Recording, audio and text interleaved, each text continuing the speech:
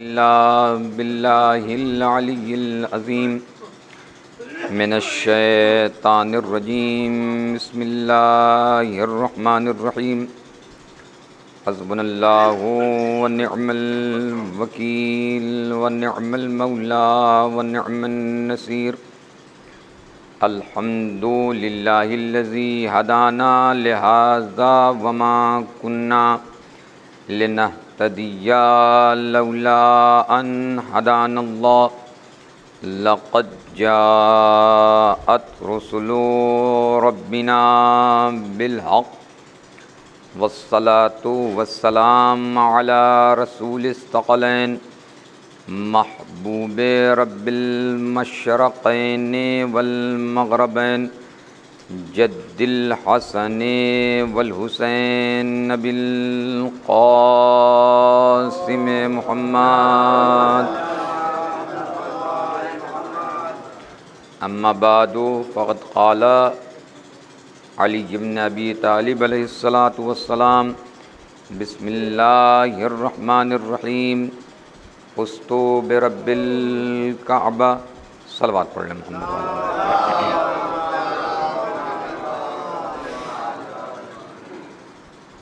محترم و معزز سامعین ذوی احترام،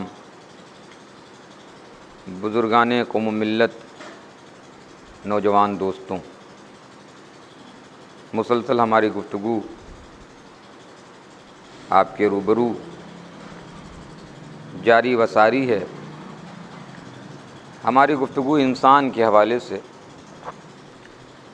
چل رہی تھی اور ہم نے ابھی تک جو بھی گفتگو آپ کے سامنے پیش فرمائی ہے وہ انسان اور قوانین انسانی کے حوالے سے آپ تک مسودات، معروضات اور گزارشات کی گئیں، مگر ایک میرے بہت ہی عزیز تھوڑا سا انداز بدلا جائے، عنوان وہی ہے انسان، مگر پیٹرن کو تھوڑا سا چینج کر کے آپ کے سامنے میں پیش کر رہا ہوں۔ فزت برب کعبہ، رب کعبہ کی قسم میں کامیاب ہو گیا۔ انسان کامیاب کب ہوتا ہے؟ اگر دو لوگوں کے اندر لڑائی ہو رہی ہو، دو لوگوں میں جھگڑا ہو رہا ہو، دو لوگ آپس میں لڑ گئے ہوں اور خدا نخواستہ لڑائی اس پیمانے تک پہنچ گئی ہو شکیل بھائی کہ ایک زمین پہ گرا ہو اور ایک اس کے سینے کے اوپر سوار ہو، تو آپ مجھے بتائیے کہ کون کامیاب ہے اور کون ناکام ہے؟ تو آپ کہیے گا مولانا جو سینے کے اوپر سوار ہے وہ کامیاب ہے، جو زمین کے اوپر پڑا ہوا ہے وہ ناکام ہے۔ مگر اللہ اکبر، اہل بیت علیہ الصلاۃ والسلام نے دنیاوی نقطہ نگاہ سے کامیابی اور ناکامی کی تعریف کو بدل کے رکھ دیا ہے۔ اگر آپ اس جملے کو دیکھیے، فزت برب کعبہ، رب کعبہ کی قسم میں کامیاب ہو گیا، تو یہ جملہ تو مولائے کائنات کے دہن اقدس سے تب صحیح لگتا کہ جب آپ نے باب خیبر کو 2 انگلیوں کے اوپر اٹھا دیا تھا،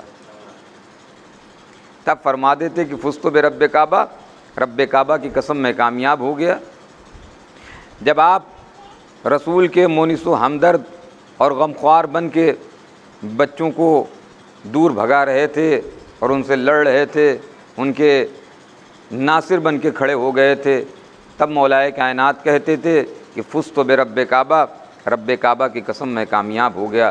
مگر کسی مرحلے کے اندر، زندگی کے کسی رخ کے اندر، جہاں تک آپ دیکھیے گا علی کے ذکر کو، علی کے مناقب کو، مولائے کائنات کو آپ اگر جج کریے، ان کی حیات طیبہ کو پڑھیے، ان کا مطالعہ کریے، تو آپ کو پتہ چلے گا کہ مولائے کائنات اس کردار اور اس شخصیت اور اس ہستی کا نام ہے جو جس مقام کے اوپر ہے، کسی بھی صفت کے اندر بالکل بدرجہ اتم کے اوپر ہے۔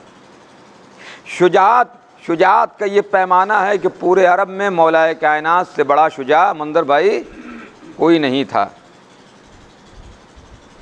عبادت کا عالم یہ ہے کہ راتوں میں جاگ جاگ کے نماز پڑھنے کے عادی تھے، آپ کو عابد شب دندار کہا جاتا ہے، قیام باللیل کے عادی تھے، یعنی عبادت میں بھی اس پیمانے کے اوپر۔ سخاوت کا عالم یہ تھا کہ ایک ہی دروازے سے اتنا عطا کر دیتے تھے کہ اور دروازے تک فقیر کو نہ جانا پڑے۔ مولا کائنات کا ایک خطبہ، بغیر نقطے کا خطبہ، نہج بلاغہ میں ہے، اس میں مولا کائنات نے سخی اور بخیل کی ڈیفینیشن فرمایا ہے۔ سخی کسے کہتے ہیں، بخیل کسے کہتے ہیں، کریم کسے کہتے ہیں؟ جو راہ خدا میں خرچ نہ کرے وہ بخیل ہے، جو کسی کے مانگنے کے اوپر عطا کرے وہ سخی ہے۔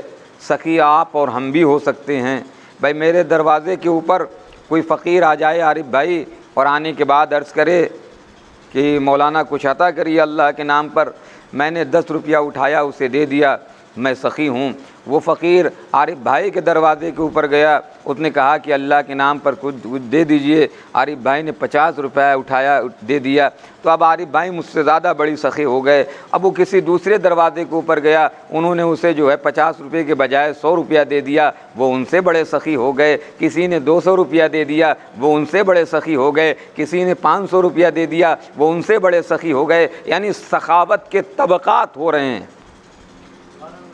سخاوت کے جو ہے وہ کیٹیگری ہوتی جا رہی ہے، درجات ہوتے جا رہے ہیں۔ اب آپ ملاحظہ کریے، مولا کائنات نے نہج بلاغہ کے اندر اس خطبے میں فرمایا کہ میرے مالک تیرا لاکھوں کروڑوں کرم ہے کہ تم نے ہم اہل بیت کو سخی نہیں پیدا کیا ہے، کریم پیدا کیا ہے۔ مولا کہتے ہیں کریم کسے کہتے ہیں؟ سخی وہ ہوتا ہے جو مانگنے کے اوپر عطا کرے، کریم وہ ہوتا ہے کہ جو سوالی کے چہرے کو دیکھ لے اور محسوس کر لے کہ اسے ضرورت ہے اور عطا کر دے۔ ایک صلوات پڑھے محمد و آل محمد کے اوپر۔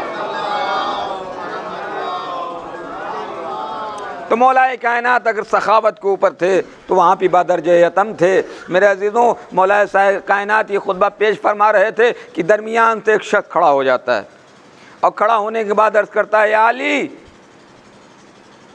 آپ سے پہلے ایک حاتم طائی گزرا ہے، اور اس کی سخاوت کا عالم یہ تھا کہ اس کے محل کے 40 دروازے تھے، اور وہ ہر دروازے سے فقیر کو عطا کرتا تھا۔ میرا مولا مسکراتا ہے، مسکرانے کے بعد کہتا ہے شکیل بھائی سنیں، میرا مولا اب آپ کے لیے پڑھ رہا ہوں۔ میرا مولا کہتا ہے کہ وہ سخی نہیں تھا، بخیل تھا۔ اللہ اکبر! ہمارے ذہنوں کے اندر یہ بات اتری، ہمارے حلق سے یہ بات جو ہے نیچے گئی نہیں گئی؟ ظاہر سی بات ہے کہ جو 2 دروازے سے دے دیتا ہے، ہم اسے اس کائنات میں، اس معاشرے میں، اس سوسائٹی میں، اس سماج کے اندر بہت بڑا سخی گردانتے ہیں اور یہ سمجھتے ہیں کہ وہ بہت بڑے سخی ہیں۔ مگر جو انسان 40 دروازوں سے عطا کر رہا ہو، اسے مولا کائنات جیسا عظیم انسان یہ کہہ رہا ہو کہ اس سے بڑا بخیل کوئی نہیں ہے۔ اس نے پھر سوال کیا مولا ایسا کیوں ہے؟ کہا اگر وہ سخی ہوتا تو ایک ہی دروازے سے اتنا کیوں نہ عطا کر دیتا کہ 39 دروازوں کی فقیر کو خاک نہ چھاننی ہوتی۔ مولا کائنات نے سخاوت بھی اس پیمانے کو اوپر کیا۔ بات دوسری طرف چلی جائے گی، میں اپنے گفتگو کو بہت ہی کم محدود وقت میں انشاءاللہ پائے تکمیل تک پہنچاتا ہوں۔ انگریزی رائٹر ہے ہیون، اس نے کہا کہ میرے دل نے چاہا کہ اسلام کا مطالعہ کروں، اسلام کو پڑھوں، اسلام کی اسٹڈی کروں، دیکھوں کہ اسلام کیا ہے۔ یہ میری تخیل نہیں ہے، یہ انگریزی رائٹر ہیون اس نے لکھا یہ مقالہ۔ اس نے کہا کہ صاحب میں نے اسلام کا مطالعہ کرنا شروع کیا، باب سخاوت کو پڑھا تو علی نظر آئے، باب ریاضت کو پڑھا تو علی نظر آئے، باب عبادت کو پڑھا تو علی نظر آئے، رسول کی مدد کی باری جہاں آئی وہ والا لیسن پڑھا تو علی نظر آئے، رزق کے تقسیم کی باری آئی تو علی نظر آئے۔ جہاں جہاں میں دیکھ رہا ہوں شجاعت سے لے کر عبادت تک، ہر میدان کے اندر، اسلام کے ہر صفحے کے اوپر، اسلام کے ہر ورق کے اوپر مجھے علی نظر آ رہے ہیں۔ اب یہ میرا جملہ نہیں ہے کہ آپ اترنے کے بعد مجھے جو ہے وہ پکڑ لیجئے۔ ہیون کہتا ہے کہ مجھے ایسا لگتا ہے کہ تاریخ اسلام سے اگر علی کو ہٹا دیا جائے تو کچھ بچتا ہی نہیں ہے۔ میں نے خیبر پڑھا تو علی نظر آئے، میں نے خندق پڑھا تو علی نظر آئے، میں نے احد پڑھا تو علی نظر آئے، میں نے باب خیبر کا معاملہ دیکھا تو علی نظر آئے، میں نے عبادت کے تمام تر زاویوں کو دیکھا تو علی نظر آئے۔ تو میرے عزیزو، وہ کہتا ہے کہ اگر اسلام سے علی کو ہٹا دیے جائے تو اسلام میں کچھ بچتا ہی نہیں ہے۔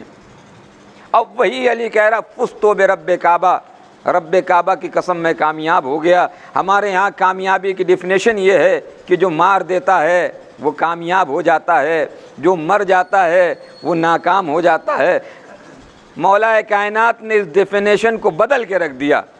فزت برب الکعبہ، رب کعبہ کی قسم میں کامیاب ہو گیا، یہ جملہ مولا کائنات کے دہنے اقدس سے کب نکلا؟ جب ابن ملجم نے آپ کے سر کے اوپر ضرب ماری۔ فزت برب کعبہ، رب کعبہ کی قسم آج میں کامیاب ہو گیا۔ اللہ اکبر! کامیابی کی تعریف کیا ہے؟ کامیابی کسے کہتے ہیں؟ میں اپنے نوجوان دوستوں سے اگر سوال کروں کہ کامیابی کسے کہتے ہیں تو ہر انسان کے پاس ایک کامیاب انسان کی اپنی ڈیفینیشن ہے۔ جو جس پیمانے پر ہوگا وہ ایک کامیاب انسان کی ڈیفینیشن حسن مہدی بھائی اپنے لحاظ سے کرے گا۔ کسی کو کھیت کھلیان کے اندر بڑی جو ہے وہ دلچسپی ہے تو وہ کہے گا مولانا 50 بیگھہ کھیت، بہترین کامیاب انسان۔ کسی انسان کو شغف ہے مجالس سے پڑھنے سے تو وہ کہے گا مولانا جتنی اچھی مجلس پڑھ لیجیے وہ کامیاب۔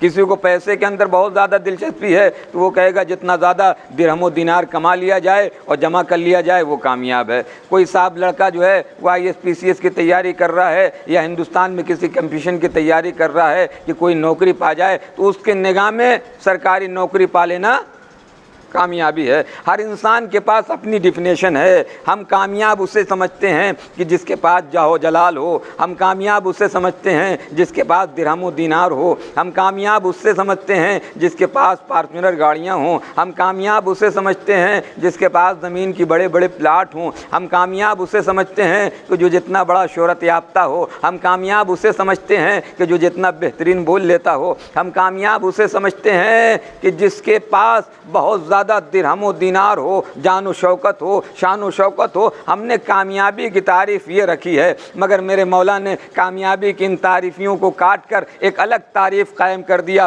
فزت برب کعبہ، رب کعبہ کی قسم میں کامیاب ہو گیا۔ مولا کیا کہنا چاہتے ہیں؟ مولا نے کہا کہ جب راہ خدا میں اپنی جان تک قربان کر دی جائے تب انسان کامیابی کے منزلوں کے اوپر سرفراز ہوتا ہے۔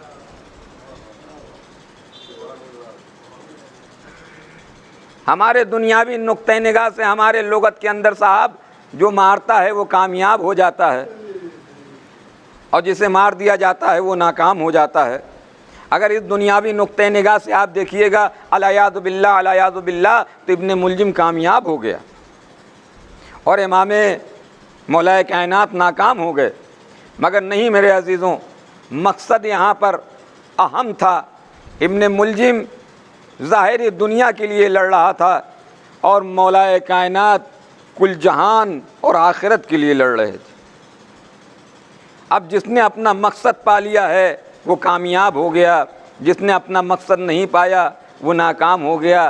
یہ تو دنیا کے لحاظ سے بھی ناکام ہو گیا ابن ملجم۔ اسے جس چیز کی لالچ دے کر قتل علی کے اوپر آمادہ کیا گیا تھا، میں تاریخ کے ان زاویوں کو آپ کے سامنے ان گوشوں کو نہیں چھیڑنا چاہتا ہوں، جس زاویے کے اوپر جس چیز کے لیے ابن ملجم کو آمادہ کیا گیا تھا، حسن کے لیے، بیچارہ یہ حسن کے چکر میں مولا کائنات کا قاتل بنا، مگر آپ کے سامنے اور آپ کے پیش نظر وہ تاریخ ہے کہ اسے وہ حسن بھی نہیں ملا۔ تو یہ تو دنیاوی نقطہ نگاہ سے بھی ناکام رہا۔ آئیے میرے مولا کی نگاہ اقدس میں اپنے خدا کے قرب الہی سے زیادہ کوئی عظیم چیز نہیں تھی۔ لقاء اللہ کے مقام کے اوپر مولا کائنات تھے اور جانا چاہتے تھے، اپنے خدا سے ملنا چاہتے تھے۔ ظاہر سی بات ہے کہ جب تک اس دنیا سے نہیں جاتے تب تک لقاء اللہ کے مقام تک نہیں پہنچتے۔ لقاء اللہ کے مقام تک پہنچنا یعنی اللہ سے ملاقات کے لیے پھر اس روح کو قفس عنصری سے نکلنا ضروری تھا۔ یہ ہمارے لیے ہے کہ مولا کائنات شہید کر دیے گئے۔ مولا کائنات تو تمنائے شہادت رکھتے تھے اپنے سینے کے اندر، مولا کائنات تو موت کی آرزو رکھتے تھے اپنے سینے کے اندر۔ اللہ اکبر، کمال مولا کائنات دیکھیے، پیدا ہوئے تو خانہ کعبہ کے اندر اور جا رہے ہیں اس دنیا سے تو سجدہ الہی کے اندر۔ جس علی کی ابتدا عبادتوں سے شروع ہو، جس علی کی انتہا عبادتوں سے شروع ہو، اللہ اکبر، علی کا اس میں گرامی اگر آپ اس کی میننگ دیکھیے گا تو علی کے معنی ہوتے ہیں بلند۔ اب میرا مولا جس جگہ پیدا ہوا ہے اسے کہتے ہیں کعبہ، کعبہ کے معنی ہوتے ہیں بلند۔ میرا مولا جہاں سو رہا ہے اسے کہتے ہیں نجف، نجف کے معنی ہوتے ہیں بلند۔ اللہ اکبر، جس انسان کے نام سے لے کر ابتدائے زندگی سے لے کر انتہائے زندگی تک صرف بلندی ہی بلندی ہو، انہیں یہ 2 رکعت کے مولوی ان کے فضائل کو کیا کم کر سکتے ہیں، ان کی حیثیت کو کیا کم کر سکتے ہیں، ان کے بساط کو، ان کی ویلیو کو کیا کم کر سکتے ہیں؟ یہ ان کے بس کی بات نہیں ہے۔ جس کی عزت خدا بڑھانا چاہے اسے کوئی ذلیل نہیں کر سکتا، جسے خدا ذلیل کرنا چاہتا ہو اسے کوئی عزت نہیں دے سکتا۔ وَتُذِلُّ مَن تَشَاءُ وَتُعِزُّ مَن تَشَاءُ، خدا ہی عزت دینے والا ہے اور خدا ہی ذلیل کرنے والا ہے۔ ابن ملجم کو خدا نے ذلیل کر دیا، مولا کائنات کو صاحب عزت بنا دیا۔ ایک صلوات پڑھ لیں محمد و آل محمد پر۔ فزت برب کعبہ، رب کعبہ کی قسم میں کامیاب ہو گیا۔ ہمارے یہاں نزدیک، ہمارے نزدیک کامیابی وہ ہے کہ جو مار دے، جو مر جائے وہ ناکام ہو گیا۔ کربلا نے بھی اس نقطۂ نگاہ کو پلٹ کے رکھ دیا میرے عزیزوں، تبدیل کر دیا اس تاریخ کو۔ اگر آپ اس دنیاوی نقطۂ نگاہ سے دیکھیے گا تو الیاذ باللہ، الیاذ باللہ، امام حسین علیہ الصلوۃ والسلام ناکام ہو گئے۔ ایک بلند ترین صلوات پڑھے محمد والے، ہے نا بھائی؟ یزید نے مار دیا، یزید کامیاب ہو گیا۔ امام حسین نے جام شہادت نوش کر لی، آپ ناکام ہو گئے۔ اگر آپ یزید کو مار دیتے تو دنیاوی طریقے سے آپ کامیاب ہو جاتے، اور یزید مر جاتا تو دنیاوی طریقے سے آپ کامیاب ہو جاتے۔ مگر یہاں پر مقام بالکل الٹا ہوا ہے۔ یزید دنیا کی نگاہ میں جیت رہا ہے، مگر میرے عزیزوں پھر میں آپ کے سامنے عرض کروں، مقصد کا معاملہ تھا، ہدف کا معاملہ تھا، ٹارگیٹ کا معاملہ تھا، گول کا معاملہ تھا، نشان کا معاملہ تھا۔ آپ دیکھیے یزید کیا چاہتا تھا۔ اگر اس نے اپنے مقاصد کو پا لیا، اس نے اپنے ٹارگیٹس کو پا لیا، اس نے اپنے اہداف کو پا لیا، تو پھر میں مان لوں گا کہ یزید کامیاب ہو گیا۔ یزید یہ چاہ رہا تھا کہ نماز نہ رہے، یزید یہ چاہ رہا تھا کہ روزہ رکھنے والا کوئی نہ ہو، یزید یہ چاہ رہا تھا کہ ماں بہن اور بیٹیوں کا رشتہ، بھائی بہن، یہ اولاد اور ماں باپ کا کوئی رشتہ نہ رہ جائے۔ میرے عزیزوں اگر اس نے اپنا گول پا لیا ہے تو پھر وہ کامیاب ہو گیا۔ اگر آج نمازیں نہیں پڑھی جا رہی ہیں تو یزید کامیاب ہو گیا، حسین ہار گئے۔ اگر آج روزے نہیں رکھے جا رہے ہیں تو یزید کامیاب ہو گیا، یزید جیت گیا، حسین ہار گئے۔ اگر آج زکاتیں نہیں نکالی جا رہی ہیں تو یزید جیت گیا، حسین ہار گئے۔ مگر اللہ اکبر، اب اگر امام حسین علیہ الصلوۃ والسلام اپنے ہدف کو پا لیتے ہیں، اپنے مقصد کو پا لیتے ہیں، اپنے ٹارگیٹ کو پا لیتے ہیں، اپنے اہداف کے اوپر جم کے لڑ رہے ہیں، تو پھر آپ یقین جانیے امام حسین علیہ الصلوۃ والسلام جیت گئے۔ اگر آج آذانیں جو ہے وہ بلند آواز سے ہو رہی ہیں اور اللہ اکبر کی صدائیں بلند ہو رہی ہیں تو اس کا مطلب یہ ہے کہ حسین جیت گئے، یزید ہار گیا۔ اشہد ان لا الہ الا اللہ کی آوازیں مائکوں سے بلند ہو رہی ہیں تو اس کا مطلب ہے کہ حسین جیت گئے، یزید ہار گیا۔ اگر آج سجدہ کیے جا رہے ہیں تو پھر آپ یقین جانیے کہ حسین جیت گئے ہیں، یزید ہار گیا۔ آج رشتوں کا احترام باقی ہے تو اس کا مطلب یہ ہے کہ حسین جیت گئے ہیں، یزید ہار گیا ہے۔ جس نے ہدف پا لیا وہ کامیاب ہو گیا، جو ہدف کو نہیں پا سکا وہ ناکام ہو گیا۔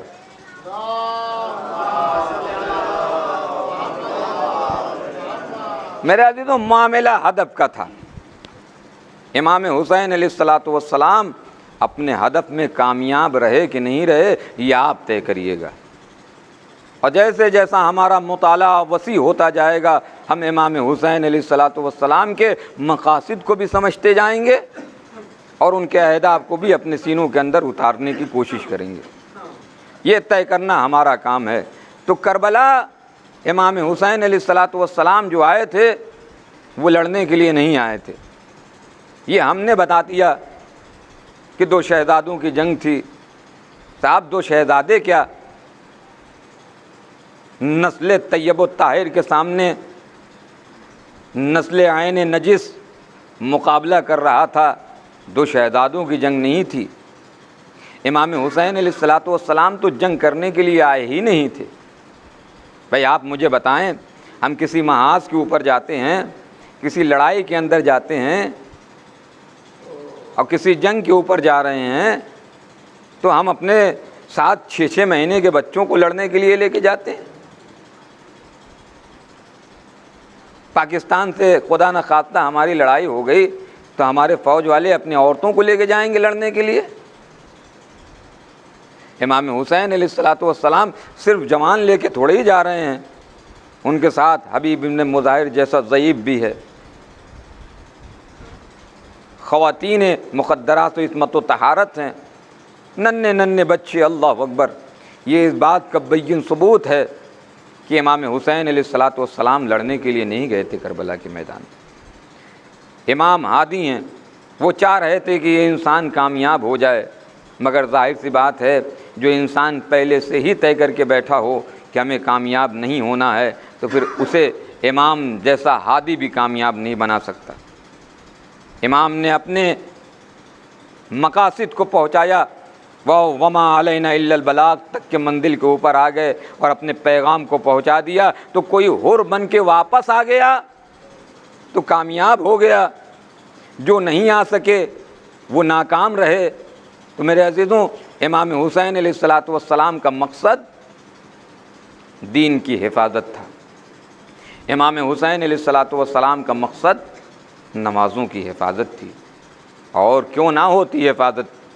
اس لیے کہ اپنے نانا سے وعدہ طفلی کیا تھا امام حسین علیہ الصلوۃ والسلام نے، بچپن میں وعدہ کیا تھا۔ روایتوں نے کہا کہ ابھی بچپنے کا عالم ہے امام حسین علیہ الصلوۃ والسلام کا۔ رسول خدا کہتے ہیں میرے لال حسین، اس دین کی حفاظت کے لیے تمہیں اکبر کی جوانی دینی پڑے گی۔ کہا میرے نانا مجھے قبول ہے۔ اللہ اکبر! کہا میرے لال، اس دین کی حفاظت کے لیے بڑے مصائب برداشت کرنے پڑیں گے۔ کہا میرے نانا مجھے قبول ہے۔ کہا بڑی تکالیف برداشت کرنی پڑے گی میرے لال۔ کہا میرے نانا مجھے قبول ہے۔ کہا ہے میرے لال حسین، اس دین کی حفاظت کے لیے تمہیں اصغر کے گلو مبارک کے اوپر تیر ستم دیکھنا پڑے گا۔ کہا میرے نانا مجھے قبول ہے۔ اللہ اکبر! ایک مرتبہ بیان کرتے کرتے رسول خدا کہتے ہیں اے میرے لال حسین، اس دین کی حفاظت کے لیے تمہیں زینب کی چادر قربان کرنی پڑے گی۔ روایتوں نے کہا کہ ابھی تک جو حسین ہر بات کے اوپر نام کہہ رہے تھے، ہاں میرے نانا مجھے قبول ہے، ہاں میرے نانا مجھے قبول ہے، ایک مرتبہ امام حسین خاموش ہو جاتے ہیں۔ اب جیسے ہی امام حسین علیہ الصلوۃ والسلام کا خاموش ہونا تھا کہ شانے کے اوپر ایک ہاتھ آتا ہے۔ آنے کے بعد بہن کہتی ہے میرے بھیا، ارے کیوں نہیں کہہ دیتے کہ مجھے قبول ہے؟ اللہ اللہ پیچھے مڑ کے جناب امام حسین علیہ الصلوۃ والسلام نے دیکھا، زینب کے چہرے کو وہ منظر یاد آ گیا کہ جب بازار کوفہ و شام میں منادی آواز دے رہا ہوگا حاضی زینب حاضی ام کلثوم جزاکم اللہ، خدا کوئی غم نہ دے سوائے غم مظلوم کربلا کے، یہ گفتگو ہو ہی رہی تھی۔ اسی اثناء میں رسول خدا صلی اللہ علیہ وآلہ وسلم نے کہا میرے لال حسین، اس دین کی حفاظت کے لیے تمہیں قاسم کے ٹکڑوں کو اٹھانا پڑے گا۔ اللہ اکبر! امام حسین علیہ الصلوۃ والسلام نے کہا میرے نانا مجھے قبول ہے۔ آج 7 محرم جناب قاسم امام حسین علیہ الصلوۃ والسلام کے سامنے کھڑے ہوئے ہیں۔ چچا مجھے مرنے کی اجازت دیجیے، میں وہ مکمل مصائب آپ کے سامنے نہیں پیش کرنا چاہتا ہوں۔ جناب قاسم کو اجازت ملتی ہے۔ روایتوں نے کہا کہ میدان کارزار میں آتے ہیں، ارزق کا ایک بیٹا آپ کے سامنے آتا ہے، تحت ایک کر دیا۔ اصغر کا اصغر، ارزق کا دوسرا بیٹا آتا ہے، واصل فاصلے جہنم کر دیا۔ ارزق کا تیسرا بیٹا آتا ہے، تہ تیک کر دیا۔ ارزق کا چوتھا بیٹا آپ کے سامنے آیا، وادی جہنم کی طرف رخصت کر دیا۔ اسی جلال میں ارزق خود جناب قاسم کے سامنے آ جاتا ہے۔ اللہ اکبر، مانا ہوا بہادر ایک مرتبہ خیام حسینی میں ذرا سی پریشانی کی، کچھ رونما رمقیں جو ہے حیات رونما ہونے لگی۔ ایک مرتبہ امام حسین علیہ السلام نے ام فروا سے کہا، اے فروا، ارے دعا کرو بھابھی، آپ کے بیٹے کے مقابلے میں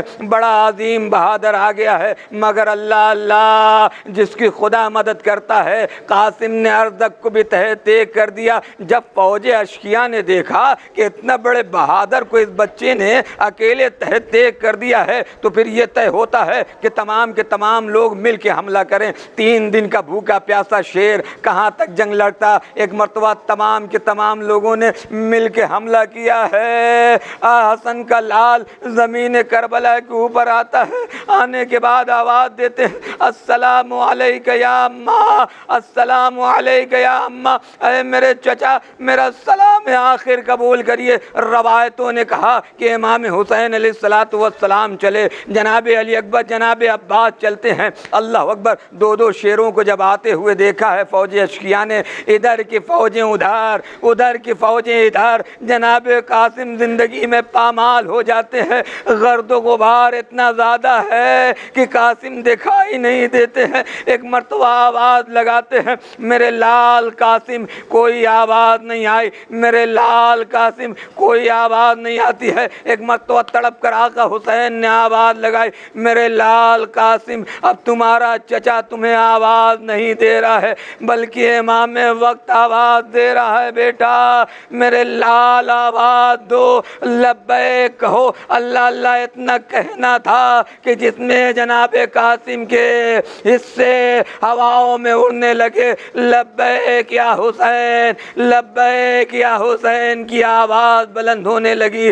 امام حسین جس میں قاسم کے پاس آتے ہیں، اپنے آپ کو جناب قاسم کے سینے سے لگایا، میرے لال قاسم اپنے چچا کو معاف کر دینا بیٹا، مجھے تاخیر ہو گئی، تمہارا چچا بہت شرمندہ ہے کہ بہت دیر سے پہنچا۔